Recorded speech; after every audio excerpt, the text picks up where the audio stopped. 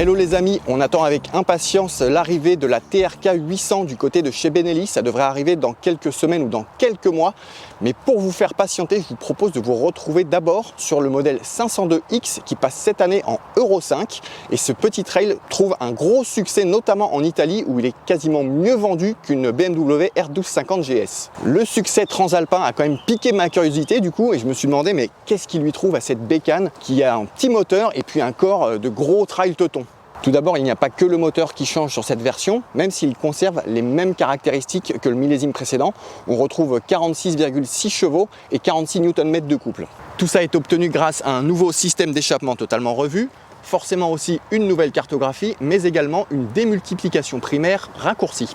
En plus de ça, on retrouve de nouvelles finitions sur la 502X. Le moteur notamment est totalement noir. On retrouve aussi de nouvelles platines de repose-pied redessinées.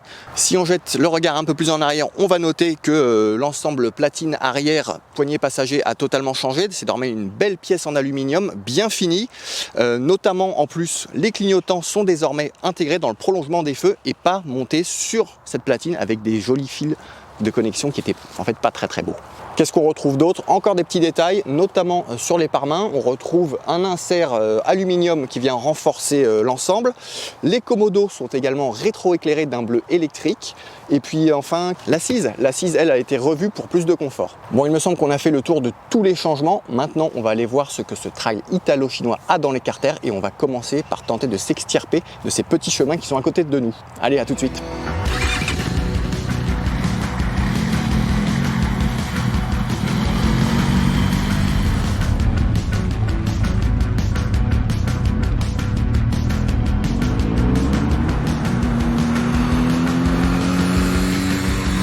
Quel drôle d'engin quand même hein. Et puis quel volume pour un petit cube, c'est 500 cm3.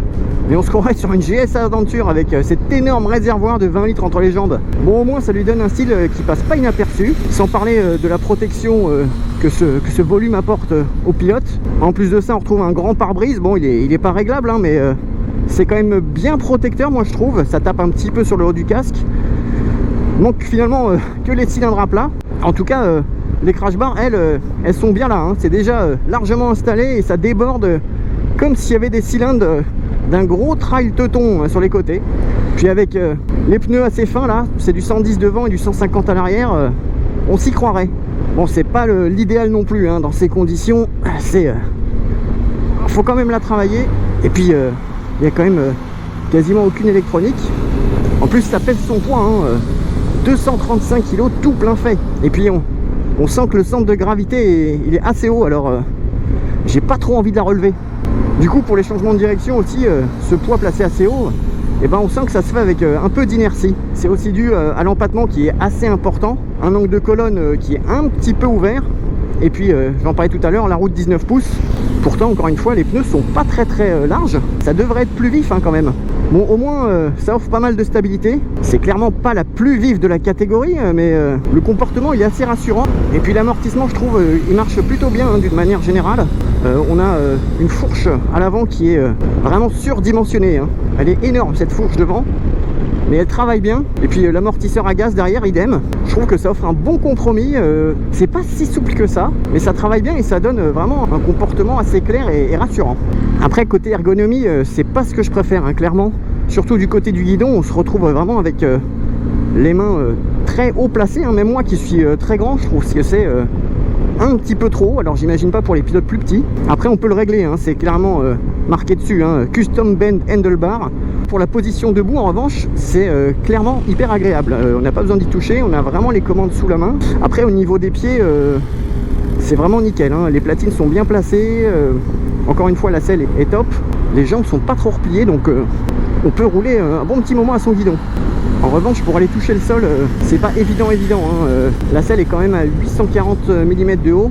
Et puis tout à l'heure j'ai essayé de la béquiller sur la centrale. Elle débéquille bien, mais alors pour la béquiller il faut y aller mes amis. Et alors ce petit moteur, le petit 500 cm3 mis à jour Euro 5, bon il est pas foudroyant, on peut pas dire ça, mais il est pas mal quand même hein. Surtout il y a le petit calage à 270 degrés du vélo qui lui donne un petit peu de caractère, du moins au niveau sonore hein. Parce que sinon c'est quand même assez linéaire, mais c'est agréable à exploiter, hein. Entre 2000 et puis 7000 tours, c'est une bonne plage d'utilisation. Bon, vous me direz 7000 tours en 6ème, et ben on se retrouve à 130 km/h, donc c'est vraiment la limite pour enchaîner les kilomètres sur autoroute si vraiment on veut faire un long voyage. Je lui dirais que la boîte manque d'un étagement un petit peu plus long ou d'une 6ème overdrivée, comme on dit, pour soulager le moteur et être un petit peu plus tranquille, hein, quand les étapes s'allongent. Ça enroule bien, hein. Dès 2000 tours, le moteur reprend, c'est assez agréable. La boîte passe plutôt bien, moi je trouve. Agréable à utiliser, assez précise. C'est une moto sans esbrouf. Bon, la présentation, elle est un peu rustique aussi, hein. C'est basique, avec ce compteur un peu à l'ancienne, mais bon, vraiment on a le minimum, hein. C'est comme le freinage, hein. On a un mordant qui est pas dingue, il n'y a pas une énorme puissance, mais ça fait le job, hein, pour rouler au rythme qu'exige cette Benelli 502X, puissance modérée, peu d'électronique, hein. Il n'y a que l'ABS, qui est d'ailleurs même pas très intrusif, hein, ni à l'avant ni à l'arrière. La pédale à l'arrière, elle freine tout doucement, hein. C'est juste un ralentisseur, donc pour enclencher l'ABS il faut y aller, mais c'est dans l'esprit de la bécane. Bon, finalement je suis assez étonné, hein. Ils ont peut-être pas si mauvais goût que ça, hein, nos amis italiens. Il y a peut-être une pointe de chauvinisme, hein.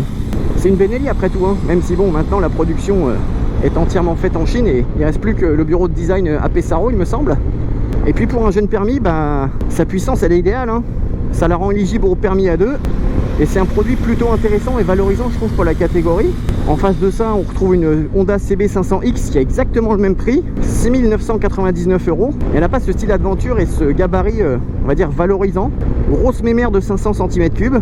Ah, ça peut se jouer. Je sais pas ce que vous en pensez. En tout cas, j'attends vos commentaires sur la vidéo ou sur motoservice.com où vous pourrez retrouver encore plus de détails sur cet essai. Et d'ici là, je vous dis salut les petits clous!